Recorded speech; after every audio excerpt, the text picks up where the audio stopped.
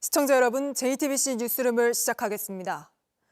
서울시가 강남 송파구 일부 아파트에 대한 토지거래 허가제 해제를 35일 만에 번복하고 재지정했습니다. 사실 단순히 번복하는 걸 넘어 강남 3구의 모든 아파트의 용산구까지 규제 대상에 포함시켜 정책을 정반대 방향으로 틀어버렸습니다. 이유는 간단합니다. 많은 우려 속에도 서울시가 강행한 규제 해제가 강남 집값 급상승을 넘어 서울 전체의 부동산을 들썩이게 하는 역효과를 낳았기 때문입니다. 오세훈 시장은 송구하다며 고개를 숙였지만 뒤늦은 사과로 껑충 뛴 집값이 잡힐진 불투명합니다. 첫 소식 전다빈 기자입니다. 지난달 10일 잠실과 강남 일대 토지거래 허가구역을 해제했던 정부가 한 달여 만에 입장을 완전히 바꿨습니다. 이번엔 전보다 더 강해진 규제 카드를 꺼내들었습니다. 토지거래 허가구역으로 재지정된 곳은 서울 강남과 서초, 송파, 용산구 전체로 이곳 2,200개 단지 총 40만 가구가 대상입니다. 적용 시점은 이달 24일부터 6개월간으로 전세 낀 매매, 갭 투자도 금지됩니다. 정부가 한 달 만에 정책을 사실상 번복한 건 규제를 해제한 기간 동안 해당 지역 단지에서 신고가가 속출하는 등 가격이 치솟았기 때문입니다. 실제 지난달 강남 3구에 있는 전용 면적 84제곱미터 평균 거래가는 모두 20억 원이 넘었습니다. 집값 폭등기였던 2021년 11월 이후 3년여 만에 처음입니다. 실제 살지 않더라도 이참에 똘똘한 한 채를 마련해두려는 갭 투자 비율도 크게 올랐습니다. 이런 상승세가 서울 전역으로 확산하자 결국 오세훈 서울시장은 고개를 숙였습니다. 해제 이후 강남을 중심으로 부동산 시장의 변동성이 커졌다는 지적을 겸허히 받아들입니다. 이로 인해서 심려를 끼쳐드린 점 시민 여러분들께 송구스럽게 생각합니다. 정부는 필요할 경우 규제 기간을 6개월보다 연장하고 마포, 성동 등 인근 지역 추가 지정도 검토한다고 밝혔습니다.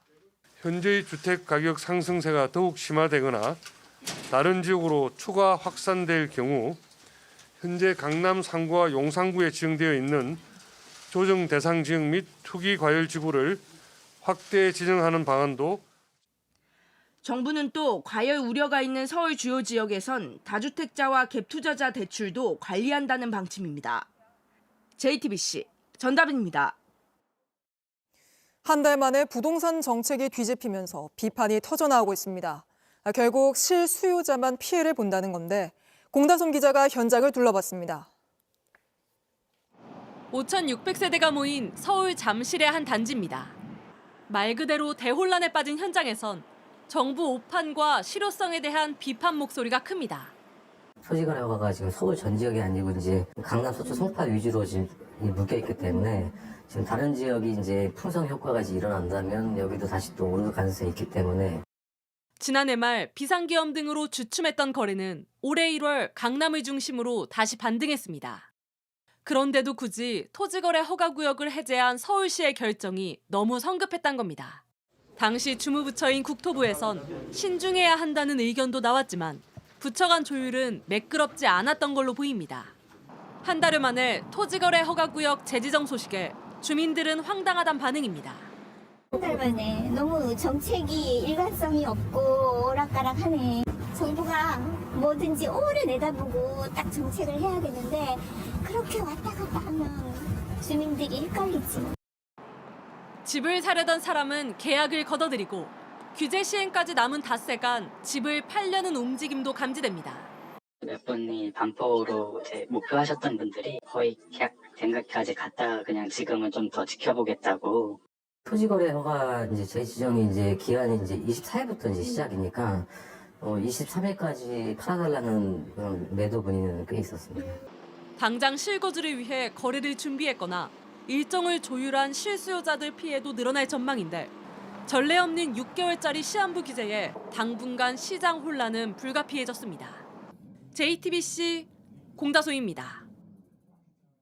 애초에 섣불리 토지거래 허가제를 푼 거 아니냐는 비판과 다시 되돌린다고 해서 집값을 잡을 수 있겠느냐는 지적이 나옵니다. 스튜디오에서 박준우 기자에게 물어보겠습니다. 자, 박 기자. 가장 중요한 게 과연 이런다고 해서 뛴 집값을 잡을 수 있느냐 이건데 어떨까요?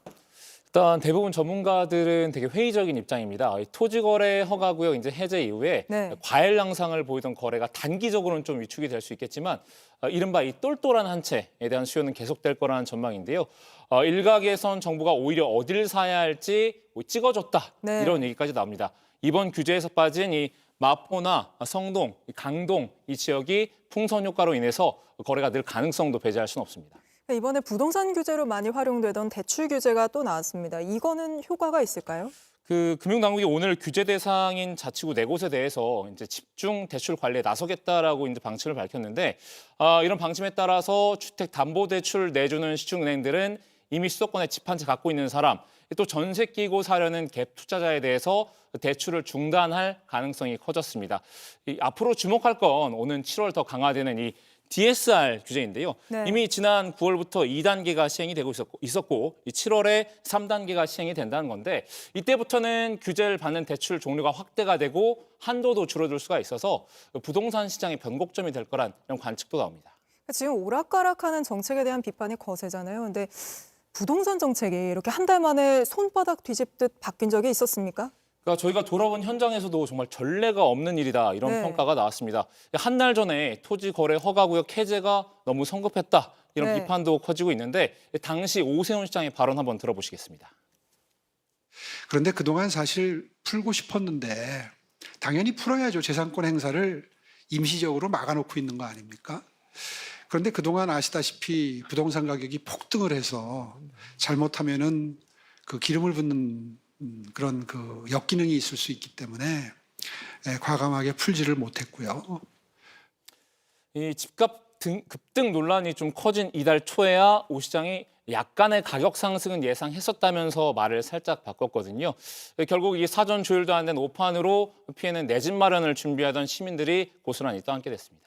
알겠습니다. 박준우 기자는 여기까지 짚어보도록 하고요. 계속해서 윤석열 대통령 탄핵 심판 소식 알아보겠습니다. 헌법재판소는 결국 오늘도 윤 대통령 탄핵 심판 선고 일정을 공지하지 않았습니다. 또다시 다음 주로 넘어갈 가능성이 커진 건데 헌재에 나가 있는 취재기자 연결해 보겠습니다. 자, 김태형 기자. 오늘 공지를 안 하면 이번 주도 넘기는 게 유력한데 재판관들 평의는 오늘 열렸습니까? 오늘도 재판관들은 오후 2시부터 2시간가량 평의를 했습니다.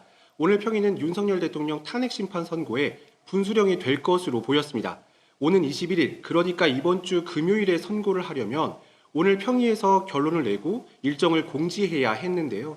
하지만 오늘도 끝내 공지는 하지 않았습니다. 또다시 다음 주로 미뤄질 가능성이 유력한 겁니다. 네, 혹시 내일 일정을 공지하고 금요일에 선고할 수도 있는 거 아닙니까? 하루 전에 공지하고 다음 날 선고하는 건 물리적으로 쉽지 않습니다. 선고 당일 헌법재판소의 경우와 보완을 위해선 경찰 등과 협의가 필요합니다.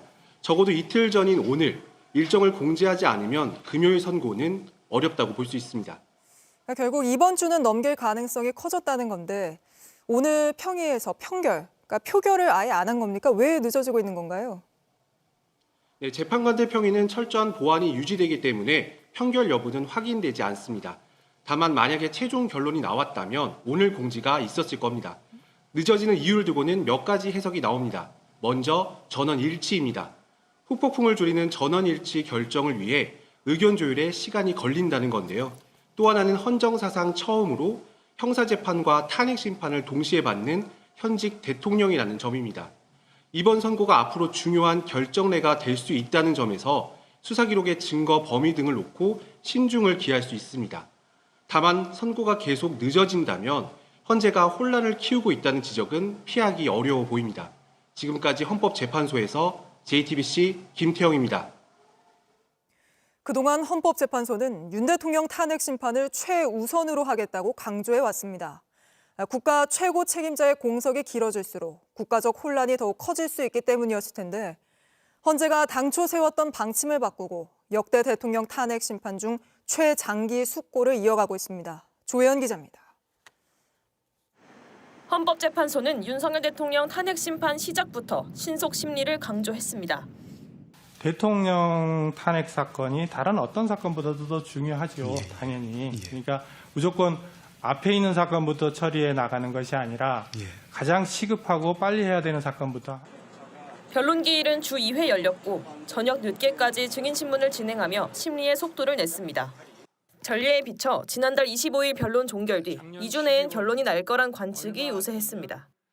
노무현 전 대통령은 탄핵 소추로부터 64일째, 변론 종결일로부터 14일째의 선고가 나왔고 박근혜 전 대통령의 경우 소추 뒤 92일, 변론 종결로부터 11일 뒤에 파면 선고를 받았습니다. 윤 대통령의 경우 주말인 23일 기준 소추 뒤 100일, 변론 종결 이후 27일을 넘기게 됩니다. 헌재가 대통령 탄핵 심판에 속도를 내온 건 행정과 군사 그리고 외교 분야 수장의 직무정지 상태가 길어질수록 혼란이 불가피하기 때문입니다. 탄핵 인용과 기각을 두고 근거 없는 추측이 난무하고 있습니다. 파면하라, 기각하라, 각하하라 등 변론 종결 뒤 헌재 홈페이지 게시판에 올라온 글만 100만 건이 넘습니다. 헌재 앞에선 오늘도 서로 다른 목소리가 부딪히고 있습니다. JTBC 조혜연입니다. 헌법재판소 앞에 모여든 윤 대통령 지지자들은 날씨가 추워지자 이렇게 헌재 바로 앞에 천막을 치고 이불을 가져와 장기 농성장을 만들었습니다. 헌재 반경 100m 안에선 집회 시위가 법적으로 불가능한데 꼼수를 쓰며 사실상의 집회를 이어가고 있습니다. 그 현장을 정인아 기자가 취재했습니다. 헌법재판소 앞을 가로막은 천막들. 안에는 윤석열 대통령 탄핵을 각하해야 한다는 현수막이 걸려 있습니다. 헌재 앞에서 돗자리를 깔고 집회가 아닌 1인 시위라며 꼼수 농성을 벌이던 극렬 지지자들이 날씨가 추워지자 천막을 치고 이불을 가져와 장기 농성장을 만들었습니다. 천막 옆엔 텐트와 온수통이 설치돼 있고 택배 상자들이 쌓여 있습니다. 현행법상 법원 100m 이내는 집회 금지 구역입니다. 허가 없이 인도 위에 천막을 치는 행위는 도로법 위반이기도 합니다. 헌법재판소 건너편 인도입니다. 이곳도 집회가 금지된 곳이지만 이렇게 많은 사람들이 동시에 구호를 외치고 있습니다. 모두 1인 시위를 주장하고 있습니다. 집회 참가자들이 인도 일부를 차지하는 바람에 시민들은 한 줄로만 길을 지나갈 수 있습니다. 카메라를 들고 있는 취재진을 쫓아내기도 했습니다. 나가라 그랬죠? 나가, 절로 나가세요. 일로 지목장에 절로 가요, 절로 가. 왜 안 들어요? 들어오지 말라는데. 집회 참가자들 사이에서 물리적 충돌이 벌어져 경찰이 연행하기도 했습니다. 경복궁 앞엔 탄핵 찬성 천막이 설치돼 있습니다. 모두 신고하지 않은 불법 천막입니다. 종로구청 측은 탄핵 찬성과 반대 측에 모두 천막을 철거하도록 구두로 설득하고 있다고 밝혔습니다. 강제로 천막을 철거하거나 벌금을 부과할 계획은 없다는 입장입니다. 하지만 서울시는 지난 17일 광화문 광장 인근에 트럭을 설치한 탄핵 찬성 집회 측에만 변상금을 부과하겠다고 했습니다. 서울시는 광화문 광장을 제외한 나머지 집회 장소는 종로구청 관할이라 변상금을 부과하지 않았다고 했습니다.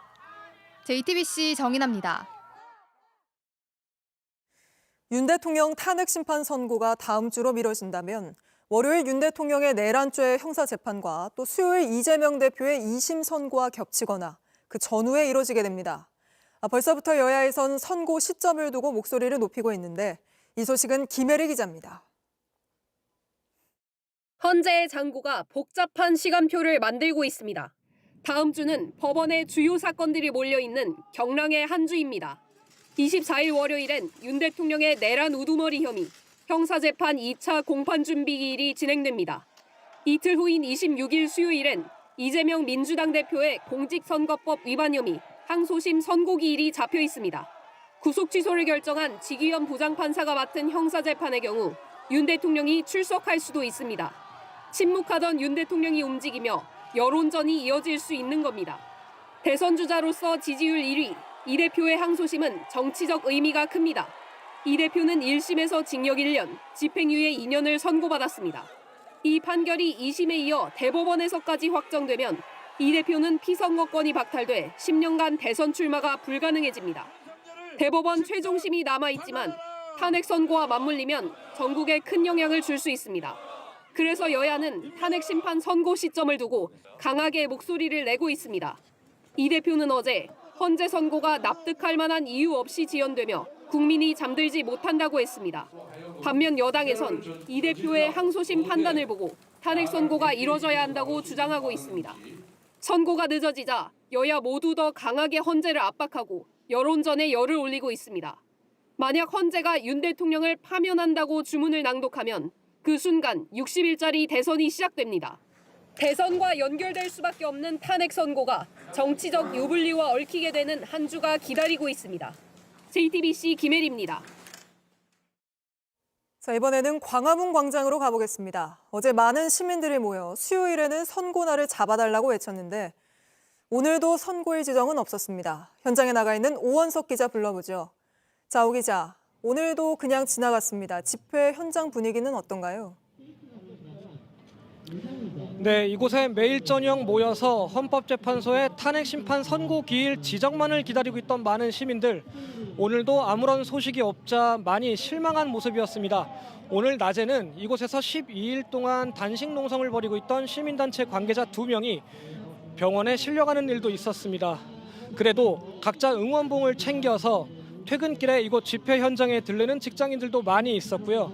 이곳에서 일주일째 단식 농성을 벌이고 있는 부산 대학생들의 천막 텐트도 여전히 집회 현장을 지키고 있는 모습이었습니다. 네, 만약에 선고가 다음 주로 넘어가면 집회도 또 계속 이어지겠죠. 시민들 이야기도 혹시 직접 들어봤습니까? 네, 들어봤습니다. 헌재의 빠른 판단을 촉구하는 목소리가 여전히 이어지고 있는 상황입니다.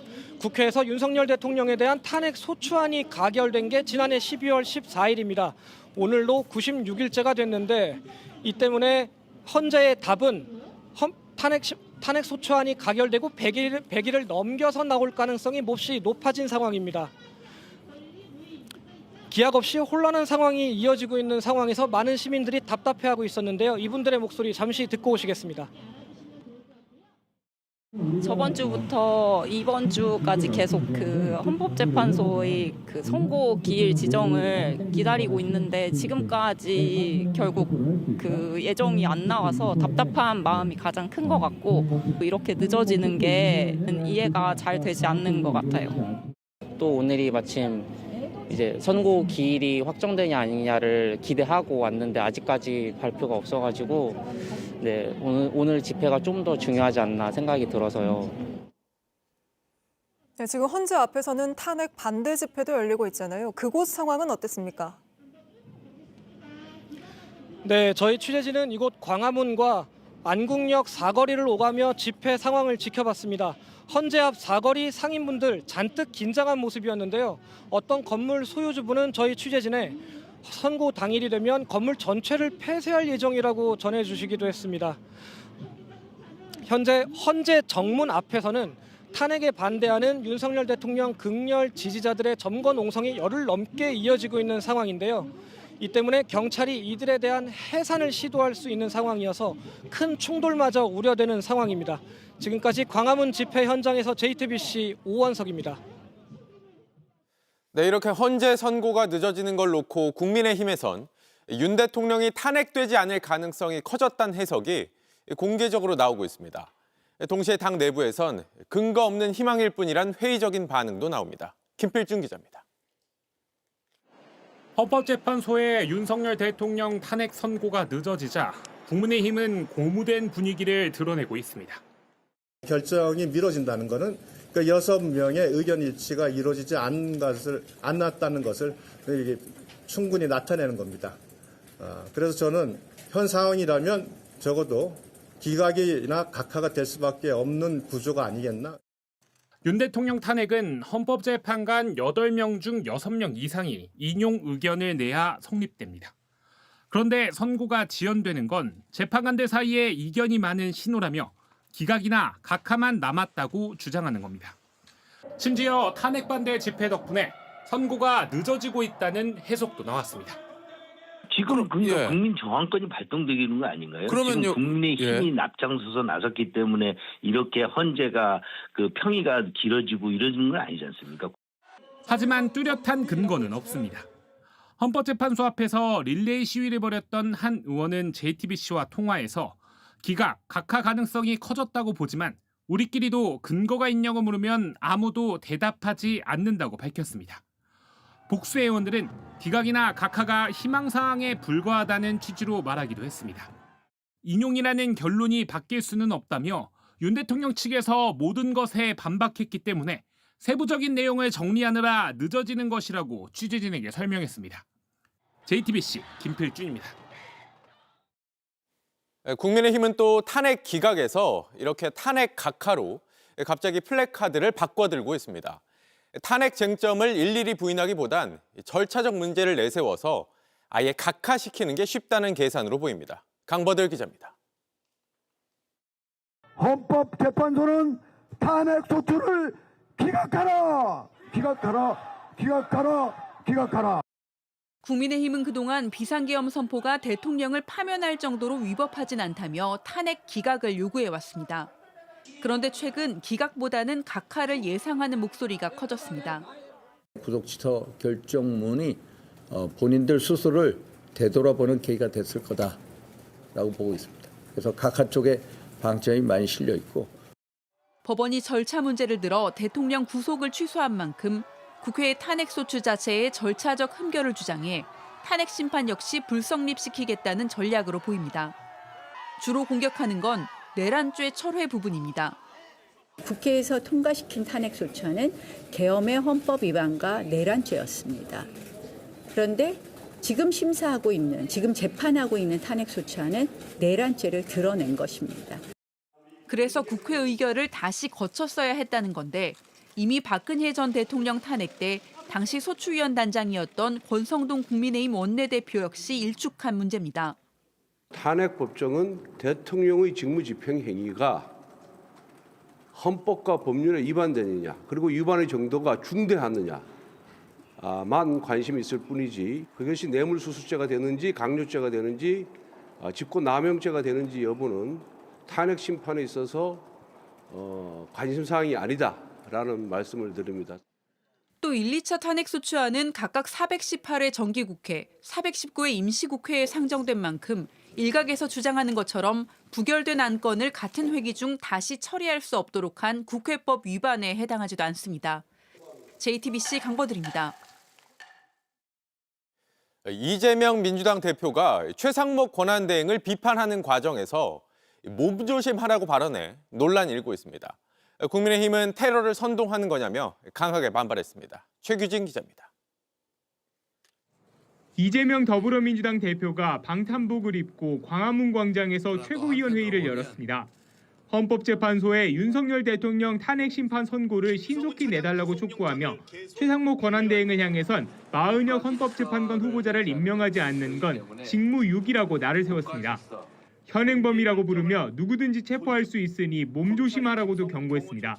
가장 중요한 헌법상 의무를 이행하지 않는 직무유기 행위를 하고 있는 것입니다. 지금 이 순간부터 국민 누구나 직무유기 현행범으로 체포할 수 있기 때문에 몸조심하기 바랍니다. 국민의힘은 이 대표가 불법 테러를 선동하고 있다고 반발했습니다. IS와 같은 테러리스트가 한 말이 아닌지 잠시 착각했습니다. 가히 협박죄 현행범입니다. 그리고 대통령 권한대행을 상대로 협박을 가했으니 내란 선동죄 현행범입니다. 앞서 민주당 지도부는 오늘까지 최 권한대행이 마 후보자를 임명하지 않으면 사실상 탄핵안을 추진할 것을 예고했습니다. 당초 이번 주로 예상됐던 헌재의 탄핵 심판 선고가 불투명해지자 압박 수위를 더 높이려는 시도란 분석입니다. 다만 당 내에선 줄탄핵 역풍 우려가 있는 데다 실익이 크지 않은 만큼 신중해야 한다는 목소리도 나옵니다. 대통령이 지금 탄핵 소추가 돼서 집행이 정지됐고 그다음에 한덕수 총리까지 돼 있는 상황이니까 그러한 점을 당연히 민주당에서는 고려를 해야 되겠죠. 마은혁 재판관 선고와 헌법재판소 결정은 조금 별개의 문제입니다. 민주당은 오늘 다시 심야 의원총회를 소집하고 최 권한대행 탄핵 여부를 논의한다는 계획입니다. JTBC 최규진입니다. 법원 폭동 가담자들에 대한 재판이 오늘 또 열렸는데 이번에도 사과하거나 반성하는 모습은 찾아볼 수 없었습니다. 이들의 변호인으로 나선 황교안 전 총리는 구속된 사람이 너무 많다고 문제 삼기도 했습니다. 임예은 기자입니다. 오늘 열린 서부지법 폭동 재판에 황교안 전 국무총리가 변호인으로 출석했습니다. 황 전 총리는 거의 90명이 구속됐다며 구속의 남용이라고 주장했습니다.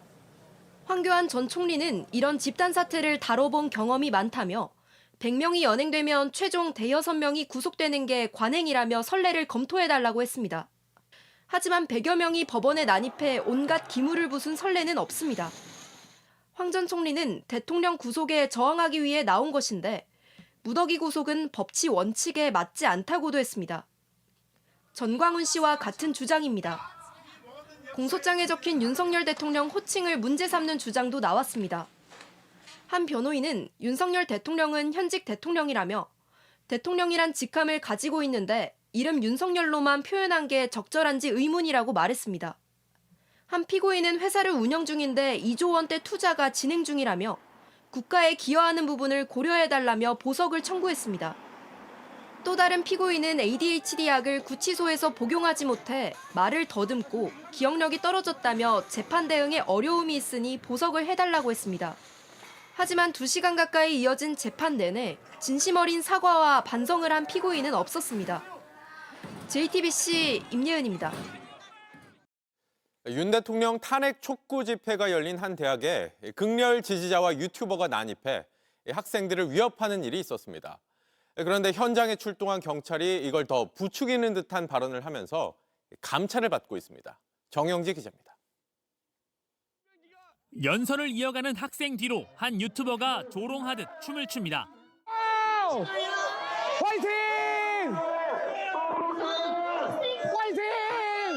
아니 왜요? 나가세요. 아니 날 몸으로 경찰 아저씨 저를 막고 있어요. 학생들을 빙 둘러싸고 더 큰 소리로 구호를 외치는 사람들.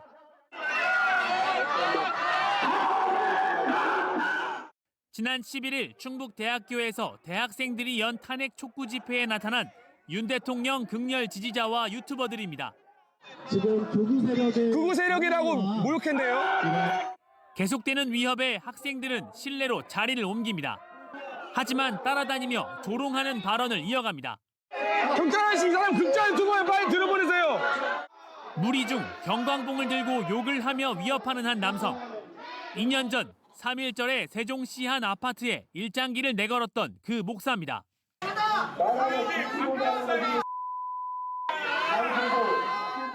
분위기가 험악해지고 급기야 학생들이 두고 간 현수막을 가져다 불태우기 시작합니다. 그런데 학교도 경찰도 적극적으로 막지 않았습니다. 제지를 좀 해줬으면 좋겠다라는 신고를 하고 경찰관이 추가적으로 왔지만 적극적인 통제를 이루어지지 못한 점은 많이 아쉽고요. 유튜버 영상 속에 등장한 경찰관은 이들을 옹호하는 발언까지 합니다. 얼마나 잘하시고 그런 사람을 갖다 탄핵해서 8대0 만들고 말씀이죠. 정보관이에요, 정보관. 비밀입니다. 충북경찰청은 해당 발언에 문제가 있다고 보고 감찰을 시작했습니다. JTBC 정영재입니다. 김성훈 경호차장이 내란 사태의 핵심 증거로 꼽히는 비화폰 기록을 삭제하라고 지시하고 이 지시를 은폐하려 한 정황을 경찰이 포착했습니다. 김 차장은 모레 구속기로에 서게 됩니다. 정혜성 기자입니다. 김성훈 경호처 차장은 비상계엄 직후 군 사령관들의 비화폰 통화 기록을 삭제하도록 지시했습니다. 경호처 직원은 증거인멸 우려가 있다고 거부했고 보고서도 만들었습니다. 그런데 경호처는 해당 보고서에서 김 차장의 삭제 지시를 숨긴 상태로 수사기관에 제출했습니다. 하지만 경찰은 포렌식을 통해 보고서 내용 전체를 복원했습니다. 경찰 관계자는 곳곳이 가려진 보고서를 이미 제출받았고 포렌식해서 김 차장이 지시했다는 내용 등이 확인됐다고 설명했습니다. 증거인멸 지시뿐 아니라 그 지시마저 은폐한 겁니다. 경찰은 이런 내용을 구속영장 신청서에도 담았고 영장심의위에서도 강조했습니다. 또 다른 경호처 강경파인 이광우 본부장은 불법 계엄을 선포 전에 알고 있던 정황이 포착됐습니다. 비상계엄 선포 2시간 전인 오후 8시 20분 이 본부장이 챗 GPT에서 계엄령, 계엄 선포, 국회 해산 등을 검색했습니다. 국무위원들도 대통령실에 도착하지 않았을 때입니다. 국무위원들은 대통령실에 와서야 계엄 관련 내용을 들었다고 진술한 바 있습니다. 이 본부장 측은 비상계엄 선포 이후에 검색했다며 포렌식 과정에서 시간 오차가 생긴 것 같다고 했습니다. 비상계엄은 TV를 보고 알았다고 주장했습니다. 경찰은 포렌식 과정에서 오류는 없다는 입장입니다. 경찰은 이 본부장의 신병을 확보하는 대로 내란 방조 혐의에 대해서도 조사할 계획입니다. 두 사람에 대한 구속영장 실질 심사는 이틀 뒤인 21일 오전 10시 반 서부지법에서 열립니다. JTBC 정혜성입니다. 국가인권위원회가 윤 대통령 감싸기에 나섰다는 비판을 받고 있는데 이어서 이번에는 국민권익위원회가 도마에 올랐습니다. 윤 대통령 비판 성명을 냈던 권익위원회에 대해서 중징계를 추진하고 나섰기 때문입니다. 강희연 기자입니다. 비상계엄 사태 사흘 뒤인 지난해 12월 6일 국민권익위원 4명은 윤석열 대통령을 비판하는 공동성명을 발표했습니다. 당시 이들은 대통령의 반헌법적 작태로 민주주의가 무너지는 위기 앞에 침묵하는 건 죄악이라며 어찌 대통령이 국군에 본회의장으로 진격하도록 명령할 수 있냐고 비판했습니다. 그러면서 윤 대통령을 파면해야 한다고 주장했습니다. 권익위는 이 성명에 이름을 올린 한삼석 권익위원에 대해 지난 13일 인사혁신처에 중징계를 요구했습니다. 나머지 3명은 외부위원이지만 한 위원은 현직 공무원 신분이어서 국가공무원법상 정치적 중립 의무를 위반한 소지가 있다는 겁니다. 하지만 계엄 사태를 공개적으로 비판한 데 대한 보복성 징계 아니냐는 해석이 나오고 있습니다. 다만 권익위는 이런 해석에 적극 반박하고 나섰습니다. 상임위원회 징계 요구가 보복성 인사조치라고 보도된 바 있지만 이는 전혀 사실이 아닙니다. 일부 비상임위원들은 정작 대통령 계엄 비판은 하지 못하는 권익위가 보복성 공무원 길들이기 징계에 나섰다고 반발했습니다. 권익위 관계자는 한 위원에 대한 징계 요구가 국회에서도 있었다며 인사혁신처가 중앙징계위를 열기로 결정하면 한 위원의 소명을 듣는 절차가 이뤄질 거라고 설명했습니다. 최근 대통령 경호처에서도 윤 대통령 체포영장 집행을 막으란 지시를 거부했던 경호처 간부에 대해 해임 징계를 의결했고 이를 두고도 보복 인사란 비판이 나온 바 있습니다. JTBC 강연입니다.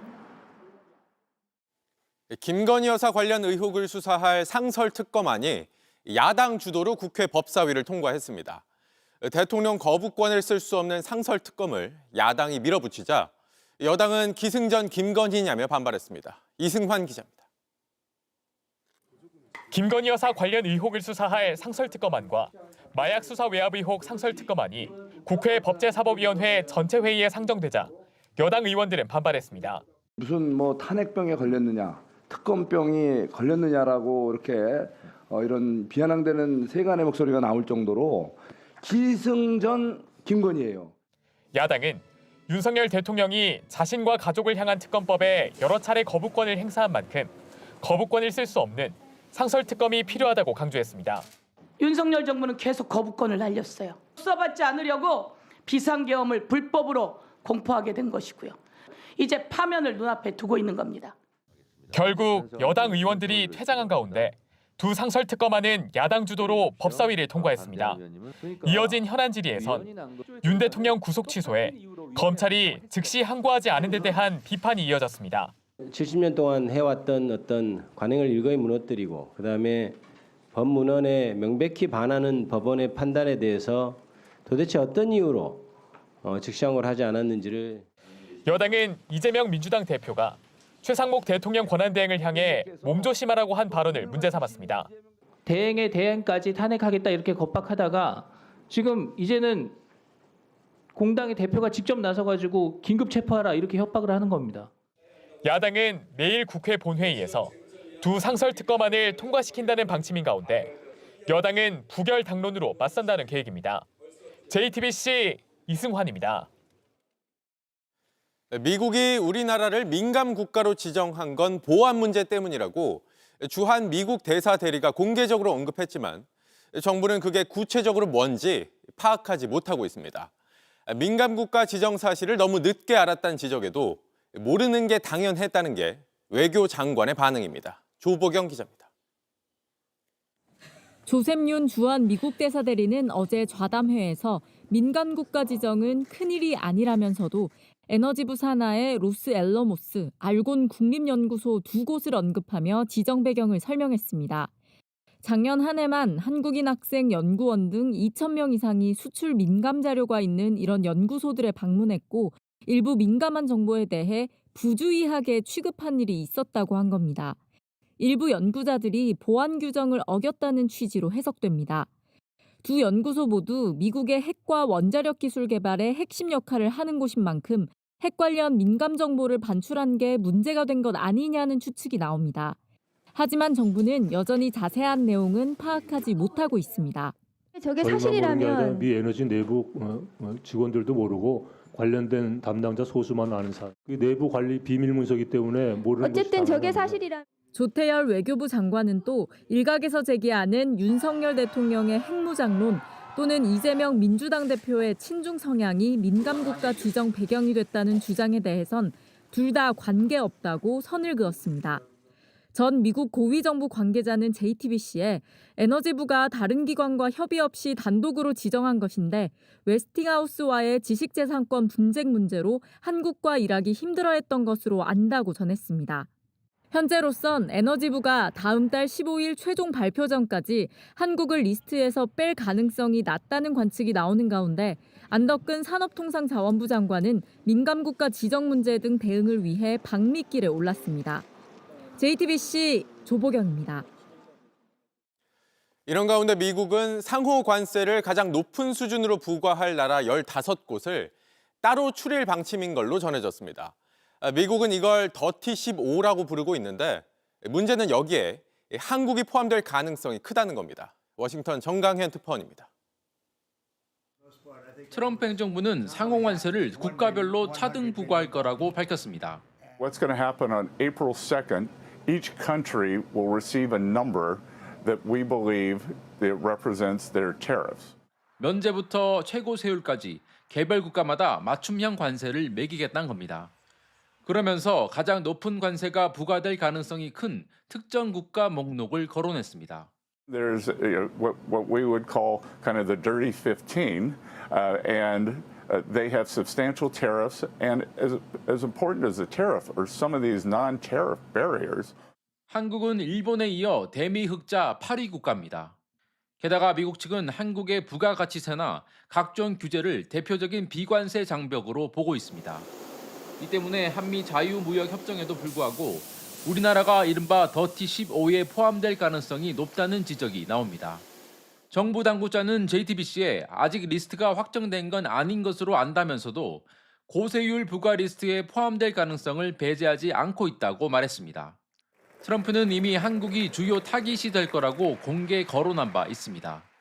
And South Korea's average tariff is 4 times higher. Think of that, 4 times higher.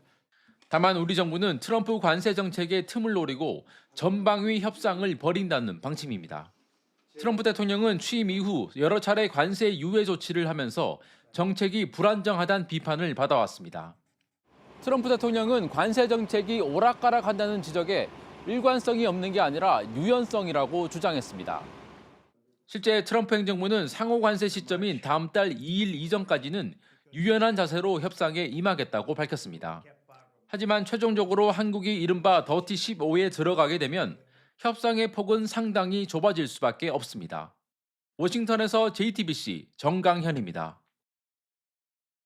트럼프 행정부는 이런 식으로 다른 나라에 높은 관세를 매기면 미국인들이 내야 할 세금이 줄어들 거라고 주장합니다. 그러나 미국 내에선 관세 때문에 거꾸로 세금이 더 늘어날 거란 비판이 나오고 있습니다. 강나윤 기자입니다. 트럼프 행정부는 다른 나라에 대한 관세가 미국 입장에서는 감세라고 주장하고 있습니다. Tariffs are a tax cut for the American people, and the president is a staunch advocate of tax cuts. 하지만 이건 오히려 미국 서민들이 더 내야 할 세금이라는 지적이 미국 내에서도 나오고 있습니다. I'm sorry, have you ever paid a tariff? Because I have. They don't get charged on foreign companies, they get charged on the importers. And I think it's insulting that you are trying to test my knowledge of economics. 미국만 억울하게 고율 관세를 받아든 게 관세를 높여야 하는 이유라곤 하지만 이것도 대부분 사실과 다릅니다. If you look at Canada, since you brought it up, American cheese and butter, nearly 300% tariff. Look at Japan, tariffing rice, 700%. 미국과 북미 3국 무역협정 USMCA를 맺은 캐나다는 쿼터를 넘을 때만 미국 유제품에 이 정도 관세를 매기는데 실제로는 부과된 적이 없습니다. 일본의 쌀 관세는 수치부터 잘못됐다는 분석도 있습니다. 니케이 신문은 700%가 2005년 세계 무역기구 협상 때 나온 수치로 현재 일본의 실질 관세율은 400%라고 반박했습니다. 한미 FTA에 따라 관세가 사실상 없는 우리에게도 관세가 4배라고 윽박지르는 게 트럼프 정부입니다.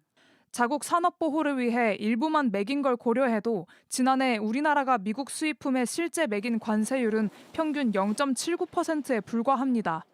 상호 관세를 높게 때리고 개별 국가들과 양자 협상을 통해서 원하는 걸 얻어내는 방식이 아닌가.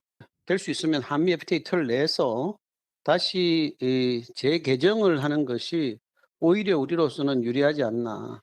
JTBC 강나윤입니다. 의대 신입생들이 선배들 눈치 탓에 학교에 가지 못하고 아르바이트를 하거나 PC방을 전전하고 있다고 합니다. 이런 압박을 정면으로 비판한 서울대 의대 교수는 내내 악플에 시달리고 있습니다. 성화선 기자입니다. 올해 의대에 입학한 손녀를 둔 할머니는 답답함을 호소했습니다. 아유, 가족들도 답답하죠. 그러니까 오죽하면은 할머니 제가 그 제보를 했겠어요. 기숙사에 갔다가 뭐 없으니까 가서 입학식만 하고 다시 왔어요. 그냥 알바 알아보고. 신입생은 학교에 가고 싶어도 갈 수 없다고 했습니다. 선배들이 와서 뭐 수업 어떻게参반을 하는데 이름을 적어서 이름을 실명으로参반을 하라고 하면 아이들이 그거 주눅 들어서 할 수 있어요? 이러지도 저러지도 못하는 신입생들이 피해를 입고 있다는 목소리도 나옵니다. 부모님은 어떤 일이 있더라도 학교를 가라 하고 선배들은 어떠한 일이 있더라도 학교에 오지 말라 해서 아침에 PC방으로 출근을 한답니다. 복귀를 막는 의대생과 전공의들의 행태를 비판한 서울대 의대 교수는 각종 인신공격성 댓글에 시달렸습니다. 강희경 서울대 의대 교수의 SNS에는 미쳐가는 중 치매 검사 받아라 등 비난 댓글이 잇따랐습니다. 강 교수는 각오했던 일이라고 말했습니다. 전체주의적인 행태를 옹호하는 학생들을 가스라이팅하는 문제에 대해서는 옳지 않다고 생각하기 때문에 개의치 않습니다. 의대 총장들은 오늘 회의를 열고 휴학계를 즉시 반려하고 학칙대로 처리한다는 방침을 다시 한번 확인했습니다. 일부 대학은 재적으로 빈자리가 생기면 편입학 학생으로 채우는 방안을 검토 중입니다. 평소에도 이제 결혼이 생길 경우에 편입학을 추진해 왔습니다. 그래서 결혼이 생긴다면 대학에서 자율적으로 검토해서 편입학이 가능하다고 봅니다. 하지만 의대생들은 여전히 꿈쩍하지 않고 있습니다. JTBC 성화선입니다. 지난해 우리 군이 북한을 도발하기 위해 평양으로 무인기를 보냈다는 의혹. 현재 수사가 진행 중인데요. 저희가 드론 사령부 내부 제보를 통해 이 무인기의 비행 경로를 확인했습니다. 서해 백령도에서 출발해 평양을 맴돌다가 다시 돌아오는 걸로 돼 있습니다. 먼저 박사라 기자의 단독 보도입니다. 부승찬 더불어민주당 의원은 드론 작전 사령부 내부 제보를 통해 지난해 10월 부대 내에서 보낸 무인기 한 대의 비행 경로를 직접 확인했다고 밝혔습니다. 부 의원에 따르면 무인기는 서해 백령도에서 출발한 뒤 초도를 지나 남포를 거쳐 평양에 도착했습니다. 이후 평양 상공을 수십 차례 빙글빙글 돌다 다시 비슷한 경로로 돌아오기로 돼 있었다는 겁니다. 하지만 무인기가 추락하는 바람에 군은 회수하지 못했고 북한 측은 기체를 분해해 얻은 정보를 바탕으로 우리 군이 무인기를 보냈다고 발표했습니다. 당시 북한이 발표한 무인기의 비행 경로는 부 의원이 파악한 경로와 거의 일치합니다. 백령도에서 이륙하여 황해남도 장현군과 초도 주변의 해상을 지나 남조합도 주변 해상까지 비행하다가 변침하여 남포시 전리마구역 상공을 거쳐 우리 수도 상공에 침입했다는 것이. 부 의원은 드론사 내부에서는 군이 평양에 무인기를 보냈다는 이야기가 이미 퍼져 있었다고도 했습니다. 상당히 많은 부대원들이 드론사에서 평양으로 무인기를 보낸 것을 인지하고 있다. 그런 경로까지 확인한 상황에서 이거를 안 보냈다고 말씀드리기는 어렵죠. 지난해 평양 무인기 침투 의혹이 불거지자 김용현 국방부 장관은 그런 적 없다고 했다가 1시간 만에 다시 확인해 줄 수 없다고 입장을 바꿨습니다. 국방부는 이번에도 취재진이 사실관계를 묻자 확인해 줄 수 없다는 입장에 변함이 없다고 알려왔습니다. 하지만 드론사 부대원들의 내부 제보로 우리 군이 실제 평양에 무인기를 보낸 정황이 드러나고 있습니다. JTBC 박사라입니다. 이 평양 무인기 사건이 벌어진 시기는 윤석열 대통령이 김용현 전 장관과 사령관들에게 비상대권을 언급한 때와 겹칩니다. 북풍 유도 의혹이 제기되는 이유죠. 그런데 저희가 취재해보니 최근 드론사령부가 이런 의혹을 규명할 수 있는 무인기 로그 기록을 삭제하란 지침을 만든 걸로 확인됐습니다. 이어서 유선희 기자의 단독 보도입니다.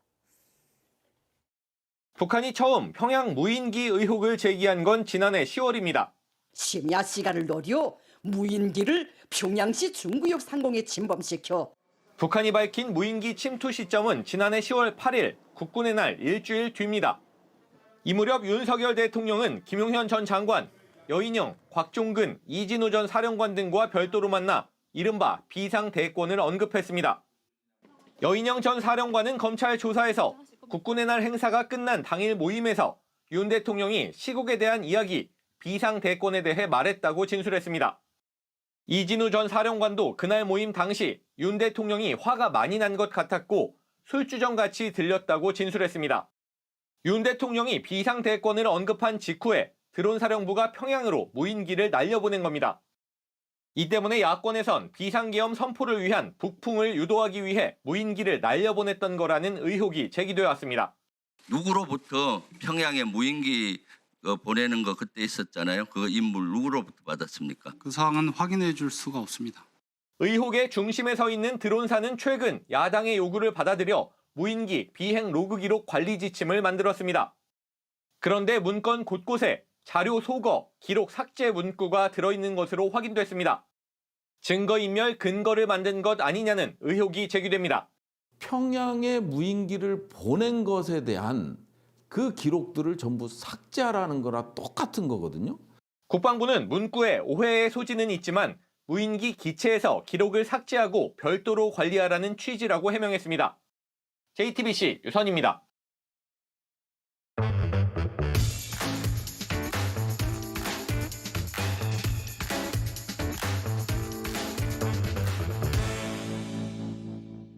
돌아온 비하인드 뉴스 시간입니다. 오늘도 이성대 기자와 함께 하겠습니다. 자, 이 기자 바로 첫 번째 키워드 볼까요? 네, 첫 번째 키워드 보겠습니다. 배신자는 누구인가? 국민의힘 배신자라는 표현만 봐도 무슨 얘기인지 대충 알 것 같습니다. 예, 그렇습니다. 국민의힘 잠재 대선 주자들 사이에서 이른바 배신자 프레임을 가지고 물고 물리는 모습이 요새 나타나고 있는데요. 네. 자, 배신자 프레임의 대표적인 피해자죠. 유승민 전 의원. 어제 대구를 찾았는데 박근혜 전 대통령과 오해를 풀고 싶다, 화해를 하고 싶다 이렇게 밝혔습니다. 자, 박 전 대통령과 지난 정부에서 각을 세우고 또 탄핵에 앞장서서 찬성했기 때문에 그 자체에 대해서는 후회하진 않지만 그것 때문에 지난 10여 년간 자신의 발목을 잡았던 사실에 대해서는 좀 후회가 된다 이렇게 얘기를 했는데 들어보시죠. 옳은 길이다라고 신념이 생기면 그 길로 갔던 대가 아닌가 싶어서 그 프레임은 뭐 100% 저는 잘못된 프레임이라고 생각하고 제가 1도 동의 안 하는데 그게 오랫동안 저희 정치를 가시밭길에서 어렵게 한 건 사실이죠. 사실 유승민 전 의원도 어제 대구를 갔지만 한동훈 전 대표도 갔잖아요. 국민의힘에서는 이번 사실 불법 계엄 사태 이후로 배신자 프레임이 더 확산되는 모습 아닌가 싶은데 어떻습니까? 그렇습니다. 말씀하신 것처럼 어제였죠. 유승민 전 의원과 같이 대구를 방문한 한동훈 전 대표에게 저렇게 배신자라는 항의를 많이 했습니다. 앞장서서 계엄을 반대하고 또 탄핵에 찬성했던 것 때문에 윤 대통령 강성 지지층이나 극우 세력들 그리고 또 전한길 씨 같은 강사가 아니라 앞으로 언론인으로 불러야 될지도 모르는 저런 전 씨가 한동훈은 배신자다 이렇게 지금 얘기를 하면서 낙인을 찍고 있는 상황인 것이죠. 뿐만 아니라 당내 경쟁자죠. 홍준표 시장도 오늘 주어 없이 배신자 노래입니다 라면서 나훈아 노래를 띄웠습니다. 제가 찾아봤습니다. 나훈아 씨가 컴백을 하는지 컴백한다는 소식은 없었고요. 그래서 당내 누군가를 저격하는 게 아니냐 이렇게 분석을 해볼 수 있을 것 같고요. 심지어 한동훈 전 대표와 같이 탄핵에 찬성했던 안철수 의원도 한 전 대표의 배신자 프레임에 대해서 한 전 대표는 윤 대통령의 수혜를 많이 입은 사람이고 계엄 초반에 판단이 왔다 갔다 한 측면들이 있기 때문에 이런 비판을 받는 것이다라고 동조하는 입장을 보이기도 했습니다. 사실 국민의힘 안에서는 조기 대선을 대놓고 말을 못하고는 있지만 이미 경쟁자 견제용으로 이 배신자 프레임이 쓰이는 거 아닌가 이런 생각이 드네요. 그런 분석들이 많이 힘을 얻고 있고요. 참고로 대선 주자급은 아니지만 탄핵에 찬성했다는 이유, 김상욱 의원이죠. 탄핵에 찬성했다는 이유로 사실상 왕따 수준의 배신자 취급을 받고 있다 이렇게 고통을 호소했습니다. 한 언론 인터뷰에서 지금 자신은 완벽한 배신자로 되어서 사회적 따돌림과 비난, 헛소문 이런 게 엄청나다며 당내에서는 마치 사형 선고를 받고 집행을 기다리는 사람처럼 돼 있다. 고통을 하소연했습니다. 근데 이 배신자 프레임이 뭐 국민을 배신했다는 게 아니라 대통령을 배신했다는 거잖아요. 이게 선거 때 도움이 됩니까? 두고 봐야 될 것 같습니다. 알겠습니다. 바로 다음 이슈도 보죠. 자, 두 번째 이슈 바로 보겠습니다. 자, 개몽되면 보이는 것. 자, 어제였죠. 박성재 법무부 장관에 대한 탄핵 심판 변론이 있었는데 자, 눈에 띄는 인물이 나타났습니다. 네. 잠깐 보면서 설명을 드리겠습니다. 자, 국회 측 소추인단이죠. 정청래 법사위원장이 저렇게 앞서서 헌재에 들어가기 전에 언론 인터뷰를 하는데 오른쪽에 보시는 한 여성이 들어갑니다. 시크한 듯 시니컬한 표정을 짓고 있는데 바로 대통령 대리인단인 김계리 변호사인데 김계리 변호사 상당히 유명해졌었죠. 네, 아예 그냥 이렇게 지나가면서 또 쳐다보기까지 하고 있습니다. 그렇죠? 그렇습니다. 지난 탄핵 심판 당시에 나는 개몽됐다 깜짝 고백을 해서 화제가 된 인물입니다. 다시 한번 들어보겠습니다. 제가 임신과 출산과 육아를 하느라 몰랐던 민주당이 저지른 폐악을 일당 독재의 파쇼 행위를 확인하고 아이와 함께 하려고 비워둔 시간을 나누어 이 사건에 뛰어들게 되었습니다. 저는 개몽되었습니다. 저는 개몽되었습니다. 이 문구로 굉장히 화제를 모았었는데 이번에 박성재 장관 탄핵 심판에도 등장을 했군요. 왜 간 겁니까? 일단 개인 차원에서 방청을 했다 이렇게 밝혔습니다. 참고로 네. 박 장관은 지금 불법 계엄을 변호를 한 게 아니라 그렇습니다. 예. 방조한 혐의로 탄핵 소추가 됐는데 사실상 윤 대통령 사건과 연관성이 있어서 국회 측이 어떤 주장을 하는지 그 논리들을 좀 체크하기 위해서 찾았다 이렇게 밝히긴 했는데 그런데 또 변론이 끝난 뒤에 퇴정을 하면서도 또 비슷한 장면이 되풀이됐습니다. 역시 보시면서 설명을 좀 드리겠습니다. 자, 이번에도 이제 정청래 소추위원장이 언론에 결과 브리핑을 하는데 이번엔 왼쪽으로 보시는 것처럼 또 비슷한 표정을 짓고 가는데 마치 저 표정, 개몽된 사람들만 가질 수 있는 저런 표정, 알쏭달쏭하고 좀 미묘한 표정을 짓고 지나가서 상당히 화제가 됐습니다. 알겠습니다. 오늘은 여기까지 들어보죠. 이성대 기자였습니다. 치매를 앓는 80대 노인이 등산로에서 굴러떨어지는 일이 있었습니다. 10시간 동안 몸을 움직이지 못하면서 강추위에 시달려야 했는데 경찰이 위치를 추적하고 수색한 끝에 구조할 수 있었습니다. 이자연 기자입니다. 가파른 산 비탈, 누군가 흙바닥에 누워 있습니다. 경찰이 다급히 외투를 덮어줍니다. 할머니! 어쩌다가 넘어졌어? 어쩌다가 넘어졌어? 대답 대신 힘없이 손으로 위를 가리켜 보입니다. 거기 지팡이 있어? 아예 몸을 일으키질 못합니다. 도착한 구급대원이 들것에 옮겨 산에서 내려옵니다. 80대 할머니가 실종됐다는 신고가 들어온 건 지난 17일 오후 1시입니다. 치매를 앓는 할머니를 주기적으로 방문하는 요양보호사가 이날도 찾아왔다가 집이 비어있는 걸 보고 경찰에 알린 겁니다. 다행히 할머니가 휴대전화를 들고 나간 상황. 수색에 나선 경찰은 수시로 통화를 해가며 위치를 특정했습니다. 소리를 치면서 할머니 제 목소리 들려요? 할머니 내 목소리 들려? 다시 소리 좀 들려보세요. 저 할머니 목소리를 들은 것 같아요. 라고 소리를 치던 상황이었어요. 등산로 쪽에서 사람 소리가 들렸다는 등산객 제보가 결정적이었습니다. 산비탈에 우거진 숲풀 사이에서 발견된 할머니는 이마에 피를 흘리고 있었습니다. 몸도 너무 상태가 창백하고 손을 만져봐도 너무 차갑고 해가지고 떼굴떼굴 굴렀어. 그대로 잠들었었어. 그리고 일어나니까 너무 추웠어. 라고 얘기를 했었거든요. 새벽 4시에 산책하러 나갔다 발을 헛디뎠다고 했습니다. 30m를 굴러떨어졌고 몸을 움직일 수 없어 꼬박 10시간을 구조만 기다려야 했습니다. 전국에 꽃샘 추위가 찾아왔던 이날 서울의 최저기온은 영하 2도까지 떨어졌습니다. 경찰 관계자는 구조된 할머니는 폐렴 증세가 있지만 생명에 지장은 없는 것으로 확인했다고 전했습니다. JTBC 이자연입니다. 일본 도쿄에서도 중국인들이 부동산에 큰 손으로 떠오른 지 오래입니다.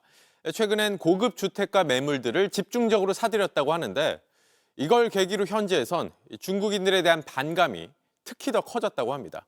도쿄 정원석 특파원이 취재했습니다. 2020 도쿄올림픽 선수촌으로 유명한 고급 맨션 단지. 5,600세대 중 15에서 20% 정도는 중국 국적자가 분양받은 것으로 알려져 있습니다. 미분양이 낮아 중국인들이 집을 산 건데 이후 가격이 배로 뛰어 현지 시선이 곱지 않습니다.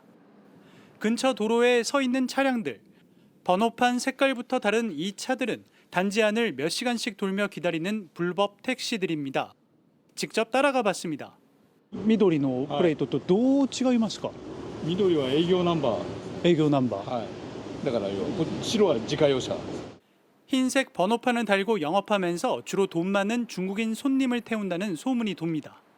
アジア系の方が運転手で、大きい車で送迎されてるのとかは見かけたりはしたこと。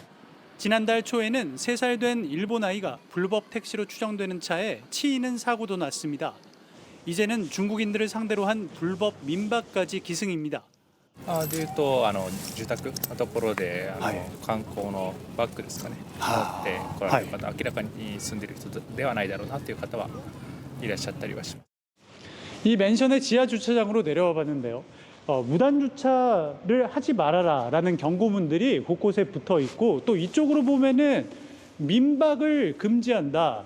이 맨션에서는 민박을 하면 안 되는데 만약에 수상한 사람이 보인다면 경찰에 통보하겠다. 이런 경고문들이 영어와 일본어, 중국어로 쓰여 있습니다. 단지에서 만난 중국인에게 실제 거주하는지 물었습니다. Have trouble. It's not our room. Just our family members his room. 현지인들은 중국인들이 규칙을 지키지 않는다며 이런 부분을 문제 삼기도 합니다. マナーはね、そうですか。日本と違うよね。やっぱり大声出したりとか、並ばなきゃいけないとか並ばないとか、中国でそう取ってるから分からずにやってるの。日本人も大声の時あるんですけど、まあ言葉は分からないんだから、ちょっと大声開けられたら、まあ海外ヨーロッパとか行くともそう、フランス語でも日本語大声や、あなたも違和感あるでしょう。 일본에 오는 중국인 이민자와 유학생이 내년엔 100만 명에 달할 것이란 분석이 나오는데 현지에선 반중 정서가 커지고 있습니다. 도쿄에서 JTBC 정원석입니다. 노인 치매 환자가 100만 명 수준으로 늘어나면서 이들을 돌볼 요양보호사가 더 많이 필요한 상황입니다. 이 때문에 최근 인생 2막으로 요양보호사를 택하는 50대, 60대 중년 남성들이 많다고 합니다. 이희정 기자가 취재했습니다. 60대 조정현 씨는 시계 만드는 일을 하다 퇴직한 후 요양보호사 자격증을 땄습니다. 현재는 일주일에 5일 요양원에서 시설 요양보호사로 일하고 있습니다. 나이가 있으니까 취직이 잘 안 되더라고요. 다른 데 해봐도 연령 제한이 많이 걸리고 해서 찾다 보니까 딸이 권유를 해갖고. 조 씨처럼 퇴직한 중년 남성들 가운데 요양보호사로 나서는 경우가 늘고 있습니다. 남성 요양보호사 수는 4만 3천여 명으로 5년 전보다 70% 넘게 늘었습니다. 서울 노원구의 한 요양보호사 교육원, 수강생 절반 이상이 남성들입니다. 자격증을 따기 위해 다시 펜을 든 겁니다. 예전에는 5명에서 7명 그 정도 사이였다면 지금 10명에서 15명 사이가 남자분들로 구성이 돼 있어요. 많이 늘어났다는 거는 체감적으로도 많이 느끼기도 하고. 여성보다 남성 요양보호사가 일자리를 얻기 수월한 편입니다. 거동이 힘든 환자들의 목욕을 돕거나 용변 등을 처리하는 만큼 환자 돌봄에 더 유리하다는 겁니다. 그 사람들은 잘 움직일 수가 없잖아요. 그러면은 여자들이 사실 옮기고 휠체어 태우고 내리고 하는 게 굉장히 힘들어요. 다만 요양보호사도 대부분 고령이라 젊은 층의 유입을 위해선 낮은 임금과 처우를 개선해야 한다는 지적입니다. 시설은 굉장히 노동 강도가 높고 제가는 고용이 굉장히 불안정해요. 급여 체계를 바꿔서 소속감을 가지고 그 기간 책임하에 요양보호사 선생님들의 그 고용을 안정시키는 그런 대책이 좀 필요한 것 같아요. 초고령화 사회에 진입한 만큼 노인 돌봄 인력이 더 많이 필요해졌습니다. JTBC 이희정입니다.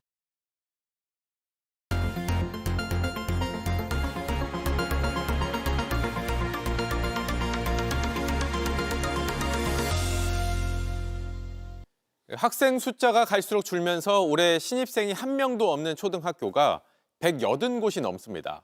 이렇다 보니 서해 섬마을의 한 초등학교에선 나홀로 입학한 1학년 신입생이 어느 때보다 귀하다고 합니다. 밀착 카메라 이상엽 기자가 취재했습니다. 짙은 안개 사이로 버스가 들어옵니다. 아이는 선생님 손을 붙잡고 나아갑니다. 인천 강화군에서도 최북단인 교동도 올해 113년 된 교동초등학교의 유일한 신입생 1학년 서원입니다. 도시에 살던 서원이는 이 섬마을 학교로 일종의 유학을 왔습니다. 자연과 함께 크길 바라는 부모님과 서원이의 뜻 때문입니다. 1학년 교실에 홀로 앉은 서원이 반가운 언니 오빠들이 보입니다. 아니 잠깐 어디 도망가. 소원이 안녕해주고 가야지. 아니. 오빠? 3학년 오빠? 언니 가까이 와서 인사해도 돼, 서원이한테. 가까이. 뭐해? 2학년 언니 재희 역시 딱 1년 전 이맘때 유일한 신입생이었습니다. 교동초는요, 체험학습을 되게 많이 해요. 워터파크도 가고 놀이공원도 가고. 우리 서원이도 학교 자랑 한번 해볼까? 학교 자랑? 혼자 와도 좋진 않아. 그래? 왜? 이야기 듣고 싶어. 좋지도 않은데 싫지도 않아. 그래? 이제 입학 3주째 서원이에게 시간이 조금 더 필요하겠죠. 1교시는 국어 시간, 제법 글씨도 잘 씁니다. 글자를 읽어볼까요? 서는 장은 뭐가 있을까요? 시우. 모음은요? 2교시, 3교시는 다른 학년과 함께하는 연계 수업입니다. 이름이 뭐예요? 김서원. 알아들었어요? 네, 김서원. 유치원 동생들과 술래잡기를 하고 2학년 언니 오빠들과 보물상자 만들기도 합니다. 직접 그린 이 그림엔 씩씩한 초등학생이 되는 비밀이 담겼습니다. 서원아, 아까 전에 배고플 때 어디 간다고 했지? 급식실. 드디어 점심시간. 오늘은 서원이가 제일 좋아하는 고기 반찬입니다. 고사리 손으로 젓가락을 쥐고 잡채도 잘 먹습니다. 야외에서 진행되는 4교시 수업. 선생님은 매 순간 서원이가 보고 듣는 걸 활용해 가르치려고 노력합니다. 엄마랑 아기랑 가요. 근데 어디를 걸어가고 있어요? 횡단보. 횡단보도는 뭐 할 때 가는 곳이지? 신호등이 바뀌었대. 일상에서 문제를 맞닥뜨렸을 때 스스로 답을 찾는 능력을 길러주기 위해서입니다. 아, 그런데 문제가 생겼네. 이거 어떡하지? 안으로 가야 되는데 우리? 양쪽을 살펴보세요. 뭐가 오나 안 오나 이쪽 저쪽 와요 안 와요? 안 와요. 그럼 재빨리 빨리 갑시다. 전교생 18명, 선생님 13명, 농촌 소외, 지방 소멸, 폐교 위기라는 꼬리표가 늘 따라붙지만 낙담하고 있을 수만은 없다는 게 선생님들 설명입니다. 이곳에서의 그 사랑받았던 거, 주인공이 되었던 거, 온통 그 아이를 위해서 같이 지원을 해주고 사랑을 해줘야지 잘 자랄 수 있다고. 서원이는 오늘 하루 어땠을까요? 앞으로 학교 생활 어떻게 하고 싶어요? 재밌게 하고 싶어요. 재밌게 하려면 어떻게 해야 될까? 잘 놀아야 해요. 서원이는 유일한 신입생이지만 외로운 신입생은 아니었습니다. 제이가 서원이 잘 챙겨줄 거예요? 네. 물어봐, 어떻게 챙겨줄 거냐고. 재밌게 챙겨줄게. 내년엔 입학식이 열릴까, 서원이 후배가 들어올까, 물론 걱정도 되지만 작은 학교라 좋은 점도 많습니다. 주변의 사랑과 관심을 듬뿍 받을 수 있고 모든 아이들이 학교라는 무대의 주인공인 겁니다. 밀착 카메라 이상엽입니다.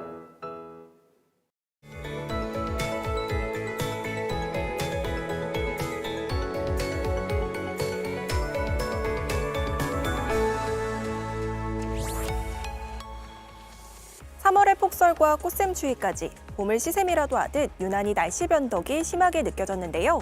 절기춘분인 내일부터는 다시 봄 날씨로 돌아서겠습니다. 아침까지는 춥겠지만 낮 동안 14도까지 크게 오르겠고요. 특히 주말에는 20도 선까지 오르면서 4월 하순만큼이나 따뜻하겠습니다. 다만 10도 이상 벌어지는 일교차는 주의하셔야겠습니다. 낮부터 추위가 풀리고 곧바로 스모그가 밀려오겠습니다. 수도권과 충남, 호남은 공기질이 나쁨 수준을 보이겠고 경북을 제외한 동쪽 지역도 오후부터 차츰 공기가 탁해지겠습니다. 먼지만 아니라면 내일 하늘 자체는 대부분 맑게 드러나겠습니다. 다만 강원 영동 지역은 바람이 강하게 불겠습니다. 아침에는 영도 안팎으로 시작하면서 여전히 추운 출근길이 예상되는데요. 반면 낮 기온은 청주 16도, 대구는 17도로 오늘보다 7도가량 높겠습니다. 당분간 날씨는 무척 포근하겠지만 다음 주 초반까지 공기질이 탁하겠습니다. 날씨였습니다. 뉴스룸 저희가 준비한 소식은 여기까지입니다. 시청해주신 여러분 고맙습니다.